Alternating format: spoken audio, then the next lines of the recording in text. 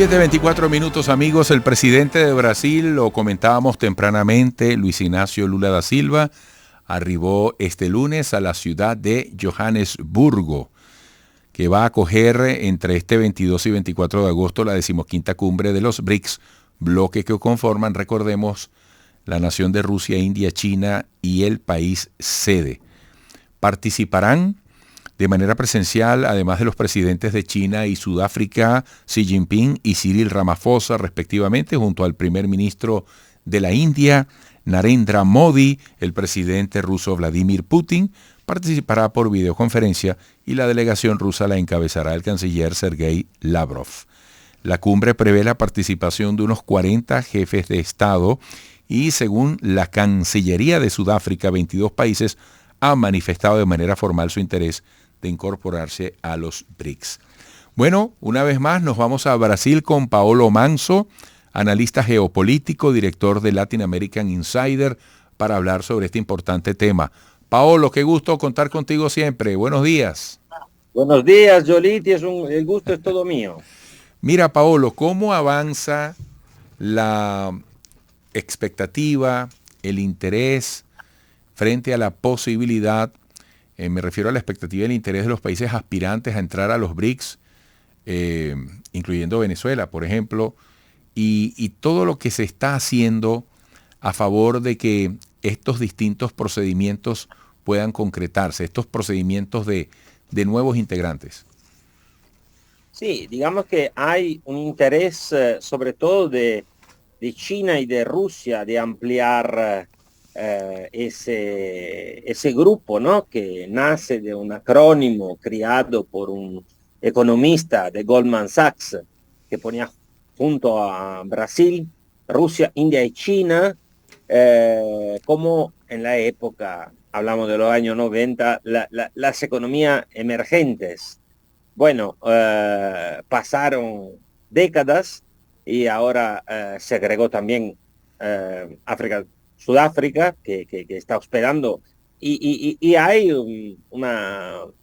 más o menos unos 40 países que quisieran entrar, ¿no?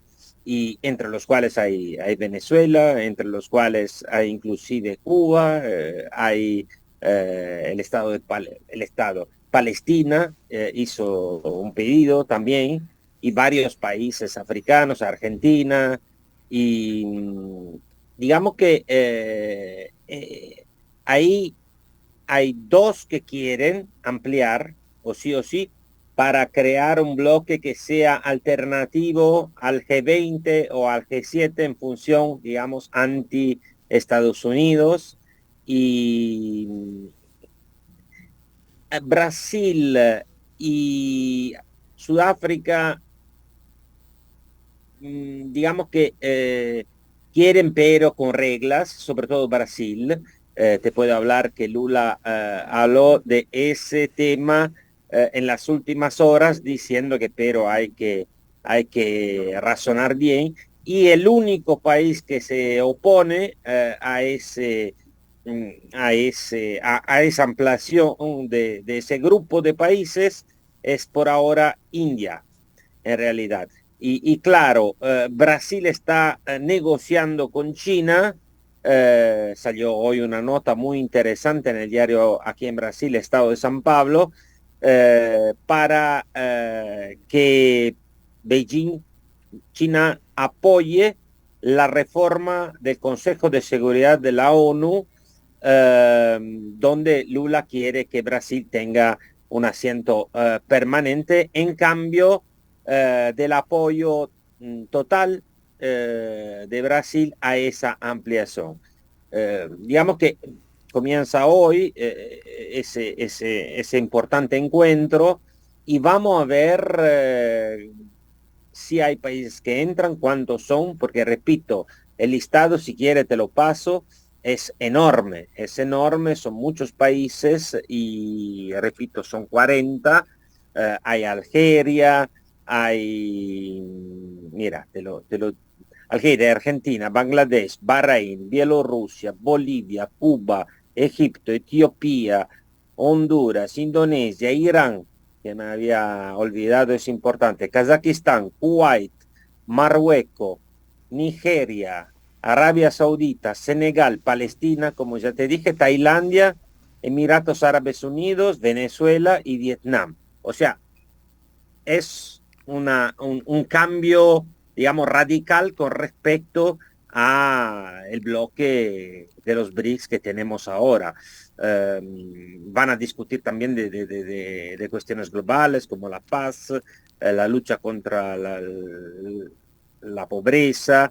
Y bueno, Lula dijo inclusive a un diario de África del Sur, más importante, el Sunday Times, que le gustaría, le hubiera gustado hablar personalmente con Putin, pero claro, Putin no fue porque puede ser preso, porque hay una orden de la Corte Penal Internacional, entonces se va a tener que conformar con hablar con Lavrov, que él definió como un ministro de Asuntos Exteriores y un diplomático muy experto. Es verdad, Lavrov hace décadas que trabaja con Putin en la política exterior y viajó aquí a Brasil unos meses atrás cuando hubo polémica por la posición prácticamente que se dijo que era idéntica, después corrigieron porque se dijo que había errado la traducción, entonces parecida, de Rusia y Brasil sobre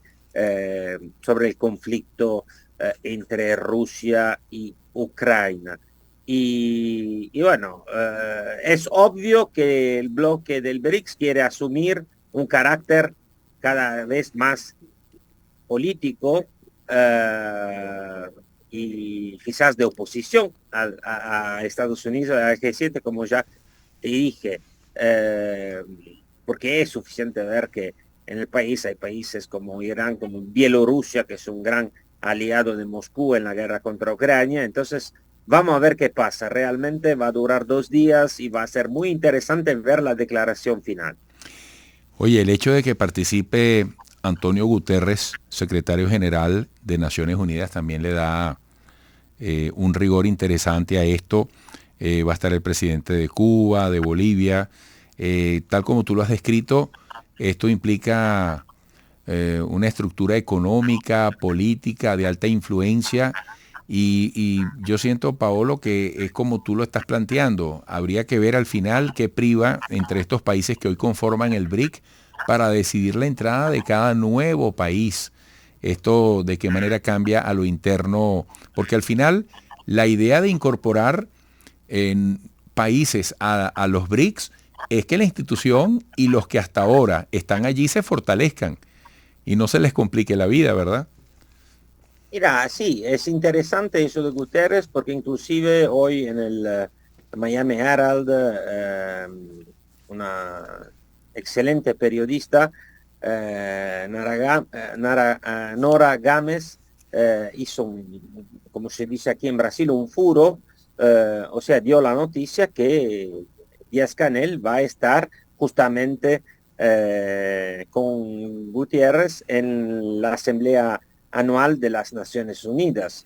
Y eso implica que Estados Unidos han dado un visto para él. Entonces, esa última información es para confirmar, pero en septiembre sí vemos a Díaz-Canel hablar después de muchísimos años que no hablan delegados de Cuba, presidente de Cuba a las Naciones Unidas, va a ser muy interesante. Como decía Giolitti, es siempre positivo que se creen nuevos grupos multilaterales, pero hay que ver para hacer qué, porque claro, hay un banco de los BRICS que hasta ahora trabajó, pero muy poquito, claro, el capital aportado es principalmente de China y hay que ver justamente que sirva para fortalecer y para mejorar las economías de los países miembros, y ese es el objetivo.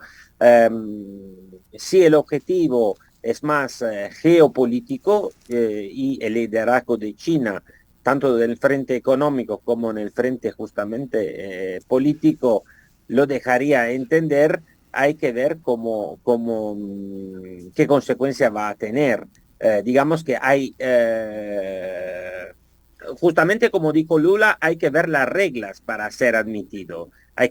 Supongo que vamos a ver ese comunicado final, va a ser muy interesante realmente, claro, según que uno lea diarios de China o diarios de los países europeos, digamos, más cerca de los estados, sin importar mucho si son gobiernos de centro derecha o de centro izquierda, ahí ve las diferencias de la narrativa. Los chinos dicen que para fortalecer la paz, para ayudar al mundo digamos, a tener más equilibrio ambiental y para combatir la pobreza. Los otros te dicen, no, si eso pasa, va a ser cada vez más incentrado sobre China y podría en perspectiva complicar los relacionamientos entre los Estados Unidos y China. Sí. Porque también atrás de China hay Rusia en el BRICS. Eso es bastante obvio. Como te dije, los dos países que quieren más ampliar el número de los países miembros son justamente China, que tiene mucho más poderío, y Rusia.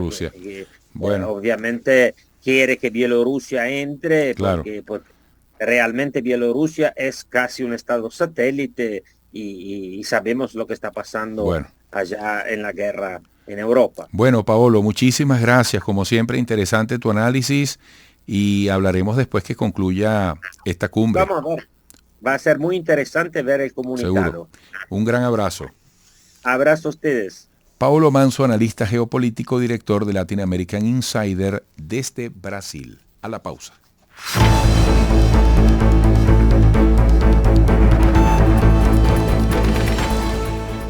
Esto es